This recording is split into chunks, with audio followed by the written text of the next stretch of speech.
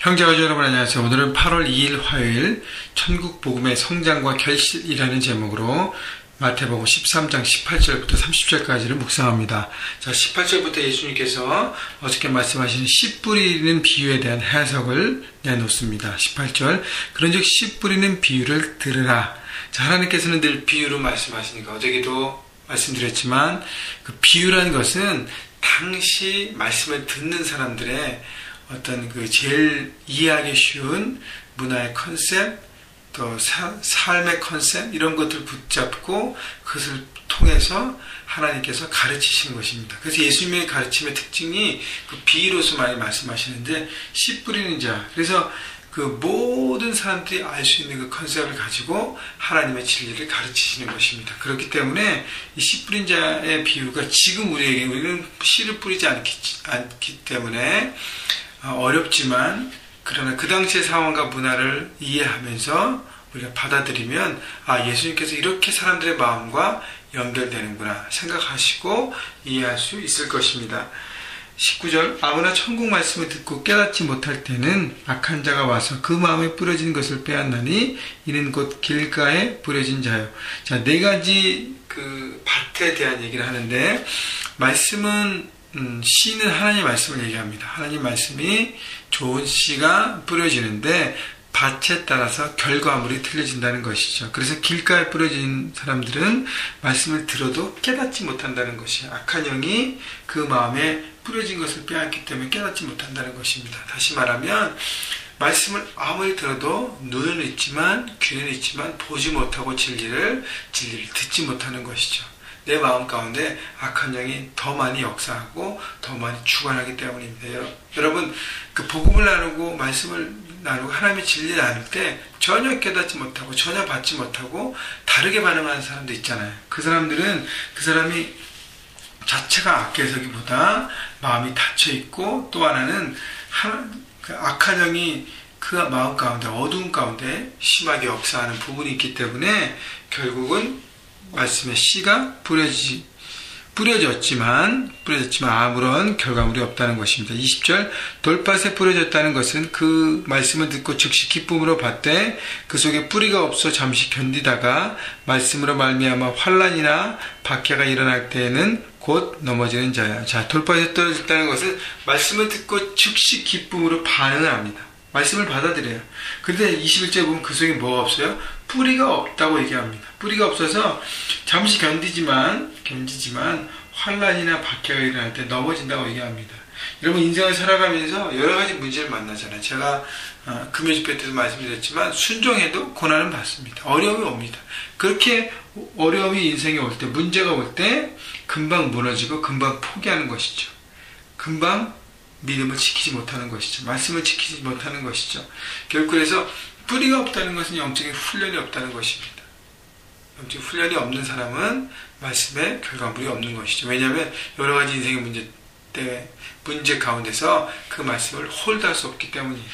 22절, 가시떨기에 뿌려졌다는 것은 말씀을 들으나 세상의 염려와 재물의 유혹에 말씀이 막혀 결실하지 못하는 자요.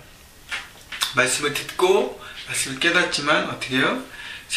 그 깨닫는 말씀과 자기가 갖고 있는 생각, 그 다음에 물질에 대한 유혹, 마음, 포기하지 못하는 것이죠. 그러니까 두 주인을 섬길 수 없기 때문에 말씀을 듣지만 이 양다리 거치면서 계속 제다가 어떻게 결국은 막혀 결실하지 못한다는 것은 결국 뭐예요? 결국 열매가 맺지 못하는 삶. 결국은 두 주인을 섬길 수 없다는 그 말씀의 결과가 나타나는 것이죠. 자기의 것을 포기하지 못하는 것이, 자기의 야망, 자기의 소유, 자기의 생각, 자기의 마음, 자기의 계획, 이런 것들을 내려놓지 못하는 것이 말씀과 늘 죄입니다. 어디로 가요? 자기의 것으로 가는 것이죠. 하나님을 주인으로 삼지 못하고 자기가 주인 되는 인생의 결론입니다. 마지막으로 23절, 좋은 땅에 뿌려졌다는 것은 말씀을 듣고 깨닫는 자니 결실하여 어떤 것은 100배, 어떤 것은 60배, 어떤 것은 30배가 되느니라 하시더라. 자, 좋은 땅에 뿌려졌다는 건 말씀을 듣고 깨닫고 결실하여, 중요한 건 결실하여야 합니다. 여러분, 씨가 땅에 뿌려져서 나무가 되고 그 다음에 열매가 맺지 않으면 열매로서 나무를 판단이 되는 것입니다. 내가 아무리 말씀을 많이 깨달아도요, 열매가 없으면 소용이 없는 것입니다. 여러분, 우리 삶 가운데 말씀 묵상하잖아요. 매일매일 말씀 묵상하고 여러분 클릭키트도 들으시고 어떻게 한 말씀 가운데 살아갈까 말씀을 드리며 여러분 깨닫습니다. 여러분 깨닫는 것에만 머무르면 우리도 좋은 땅이 될 수 없습니다. 깨닫고 그것을 내 삶 가운데 적용하고 믿음으로 그 말씀에 대해서 순종하고 어떤 문제와 상황이 오더라도 내가 극복하며 내 삶을 주님 앞에 드릴 때 어떻게 해요? 그때 결실이 되고 열매가 맺어지는 것이죠. 여러분 그래서 과연 나는 이렇게 쭉 말씀 묵상을 해오면서 하나님의 뜻 가운데 살면서 어떤 열매를 지금 맺고 있는가 여러분 돌아보셔야 합니다. 열매가 없다면 다시 한번 여러분 묵상한 삶을 점검하고 여러분의 신앙을 점검하고 여러분을 돌아볼 필요가 있습니다. 여러분 그래서 많은 열매들이 여러분 삶 가운데 맺어지기를 주님의 이름으로 축원합니다. 24절 예수께서 그들 앞에 또 비유를 들어 이르시되 천국은 좋은 씨를 제밭에 뿌린 사람과 같으니 25절 사람들이 잘 때 원수가 와서 곡식 가운데 가라지를 덧뿌리고 갔더니 싹이 나고 결실할 때에 가라지도 보이거늘. 자, 천국 하나님의 나라에 대한 비유를 예수께서 말씀하십니다. 좋은 씨를 제밭에 뿌린 사람과 같으니 자, 좋은 씨가 말씀이 뿌려진 그 땅, 그 영역이 하나님의 나라인데 거기에 보면 꼭 누가 와서 나쁜 짓을 해요? 원수, 악한 영이 와서 곡식 가운데 25절 보세요. 가라지를 덧뿌리고 가더니 그러니까 좋은 씨가 뿌려진 그 곳에만 어떻게 해요? 가라지를 덧뿌립니다. 그냥 일반 땅에는요 씨가 뿌려지지 않은 땅은 마귀는 움직이지 않아요. 하나님의 사람들이 하나님의 뜻 가운데 서는 것을 막고 어둠 가운데 있는 영혼이 하나님의 영으로 하나님 안에서 거하는 삶으로 바뀌는 것을 마귀는 제일 싫어하기 때문에 꼭 말씀에 심겨진 그 땅이 어떻게 해요? 거기에 가라지를 꼭 덧뿌립니다. 왜냐하면 그것을 흔들기 위해서. 그래서 하나님의 교회, 하나님의 공동체, 우리 안에 있는 나눔방, 1대1 만남 모든 것들을 흔들기 위해서 꼭 마귀는 가라지를 덧뿌립니다. 여러분 싹이 나고 결실할 때 가라지가 보입니다. 그때 종들이 주인에게 좋은 씨를 뿌리는데 가라지가 있네요 라고 말씀하시죠. 28절 보세요. 주인이 이제 원수가 이렇게 하였구나. 종들이 말하되 그러면 우리가 가서 이것을 뽑기를 원하시나이까. 주인이 이르되 원수가 이렇게 하고 하나님께서 다 아신다는 것이다. 악한 영의 역사를 하나님은 다 알고 계시고 보고 계신다는 것입니다. 29절 주인이 이르되 가만두라. 가라지를 뽑다가 곡식을 뽑을까 염려하노라. 가라지 때문에 곡식이 손상되는 것을 하나님 원치 않으십니다. 왜냐하면 가라지는요 추수 때 마지막 심판 때 다 정리가 될 것이기 때문에 그래서 곡식이 더 올바르게 자라고 알곡이 더 풍성해지는 것을 하나님이 기대하고 바라시는 것이죠. 여러분 공동체 안에서도요 교회 안에서도요 어느 곳곳이든지 여러분 알곡 신자가 있고 가라지 신자가 있다 그러지 않습니까? 그죠? 알곡 신앙이 있고 가라지 신앙. 가라지 신앙은 뭐예요? 하나님을 신뢰하지 않고 그 모임을 흐트리고 항상 불평불만하고 하나님에 대한 마음보다는 자기 생각과 자기 마음에 더 앞서는 사람들이에요. 그래서 전체를 사랑하고 섬기기보다 자기 것을 추구하고 자기 것을 이렇게 받기만 원하기 때문에 꼭 문제를 일으키는 사람들이죠. 여러분 그런 사람들에 대해서 여러분 불쌍히 보십시오. 그리고 중보하십시오. 그리고 개인적으로 영적 전쟁하십시오. 여러분 누가 심판하세요? 하나님께서 심판하시고 하나님께 다스리십니다.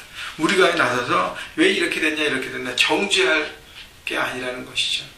하나님의 때를 기다리라는 것입니다. 30절 둘 다 추수 때까지 함께 자라게 두라. 추수 때 내가 추수꾼들에게 말하기를 가라지는 먼저 거두어 불사르게 단으로 묶고 곡식은 모아 내 곳간에 넣으리라 하리라.